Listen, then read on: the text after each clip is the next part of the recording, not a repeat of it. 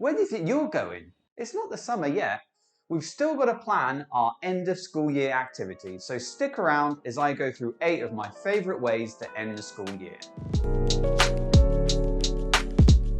Hello, welcome to my channel, Charlie's Lessons, and thank you for coming back to watch another video. If this is the first time you're visiting my channel, then let me introduce myself. My name is Charlie, I'm an English teacher, and I've been teaching English as a foreign language for over 12 years. I'm currently working as Director of Studies at a local language school here in southern Spain, and I made this YouTube channel to help teachers of English and teachers in general with educational technology and just really to share ideas I've picked up over my time teaching. Now, I know it's been a long year, especially this year, but it wouldn't be fair on you as the teacher or your student to finish the year with a whimper. So this video is about finishing the year with a bang. And I'm going to give you 8 activities that I've used with my students in previous years and ones that I've borrowed from other teachers that I know have worked with them. The first activity that I usually do with my students is an activity that I call memories. This is where I ask the students to think back over the year and remember the most memorable moments. If you want to make it a bit more positive, you could change the name from memories to best moments. For this activity, I usually give the students post-it notes and a pen, and I give them a writing prompt like, I remember when. So this is great for practicing students' writing skills and also practicing the past tenses. The writing prompt, I remember when, can usually be followed by the past simple, but you could also introduce interrupting the past continuous with the past simple. For example, I remember when we were doing a reading activity in class and Pedro farted. That actually happened. Once you have all the students with their post-its completed, you can either put it on the whiteboard, take a photo, and send it to your students at the end of the year. If you want to be a bit more environmentally friendly, then Jamboard via Google has a great whiteboard where you can add post-it notes from all different students. And obviously this would be much easier to share with the students. Another great way to do this activity to collect all the memories is using a paper bag. Now I'd write on here memory bag or best moments bag, and the students would put all their post-its or objects that have a connection to something that happened over the year. So for example, a few years ago, one of my students asked if we could put a playing card in the bag. This is because my students love playing card games, and we'd often play this after an exam when the students wanted to relax, and I would teach them various card games in English. And for them, these were like the best moments of the year. So this would go in the bag. Idea number 2 is to ask the students to write a letter to their future self at the same time the following year. So whereas in idea 1 we were looking at the past, in idea 2 we're now looking at the future. If you have weaker students, then give them a clear structure for how you write a letter in English and maybe restrict it to the simple future tenses like will, going to, and the present continuous. If you have stronger students, then you might not need to give them the structure and maybe request that they use the more advanced future tenses like the future perfect or the future perfect continuous. What you can do is when the students have all finished their letters, you collect them in and you put each one in an envelope. You then address each letter to the student and you send it when it comes to the next time they have to do an end of year activity. This is a great way for them to reflect and think about how far they've come over a year.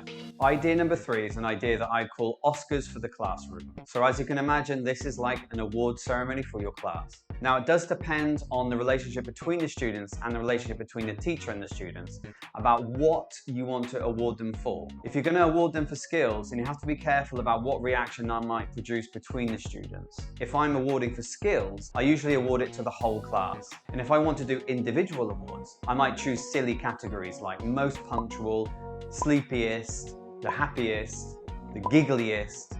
So little things that are not too important. You can make some certificates using Canva. If you're using a behavior management system like ClassDojo, then those systems already have behaviors in place and rank the points on how well they've done over the year. So you can use that to decide what awards you want to give out. If you're not using ClassDojo in the classroom, then maybe check out my tutorial where I explain how I use it to motivate my students. One of the reasons I love this idea is that it's a great speaking activity. Maybe show the students some really cheesy Oscar acceptance speeches and get them doing things like thanking their parents, thanking their dog, you know, maybe something like this. Thank you, oh, thank you so much. I just want to say thank you to my pen and thank you to my mobile phone which I've been looking at all class every day when Charlie was teaching.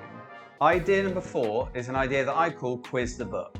This is where you take the student's coursebook and you set the students challenges. So for example, often course books have a lot of images inside. So I might ask the students, what color is the man's t-shirt on page 44? Also another challenge is to say to the students, using the first words on page 12, 34 and 67, make a sentence. You can set this as a race. The students that are first to complete their sentence wins. Or you could ask the students to find a synonym of a word on a certain page. So you might ask the students to find a synonym for beautiful on page 16. And the students go to page 16 and search through all the text that's on that particular page to find a synonym for beautiful. Idea number 5 is an idea that I call one day at a time. What I do is I look at the calendar and I calculate how many days we've got left of class until the end of the year. I then look at how many students I have, and what I do is I dedicate one day to each student until the end of the year. So you might have, let's say, 15 students, and you calculate that at the point where you have 15 more days left of school, and you dedicate each day to each student. What you can do for each day, you can speak to each individual student and find out what would they love to do in that class. Make sure you speak to the students individually and not in front of the whole class. Otherwise, the other students might pressure this student to choose activities that they want to do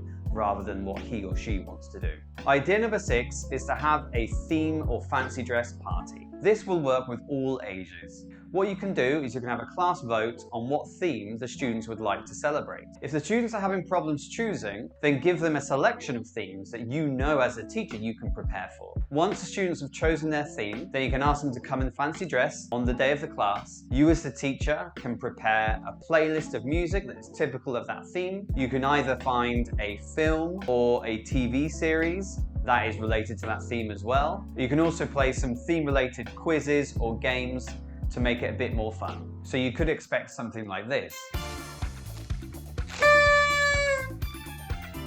Who actually voted for this theme anyway? What's that? What did Charlie say? He said it was the easiest to prepare for?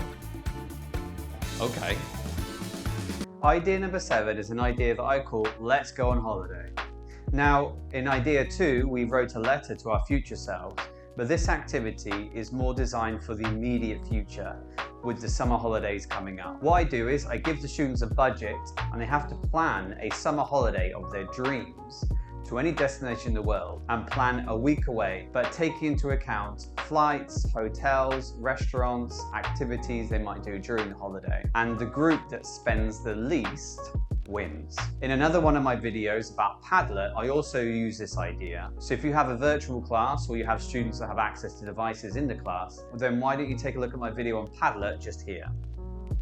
Idea number 8 is an idea that I call paper aeroplanes. This is a very simple activity with very little prep. All you need is paper and some instructions on how to build the most common paper aeroplanes. To make it more challenging for the students, I might set them targets such as how long does the aeroplane stay in the air? I might set targets where students have to throw their aeroplanes to, and also I might give an award for the best designed aeroplane or the most beautiful aeroplane. So why don't you give that a shot in your next class? Well, there you go. There are 8 ways you can end your school year this year. Let me know if you use any of the ideas with your students, and I really hope that your students enjoy it as much as mine have, and I hope that they will in a few months' time. Once again, thank you for watching the video, and I'll see you next time.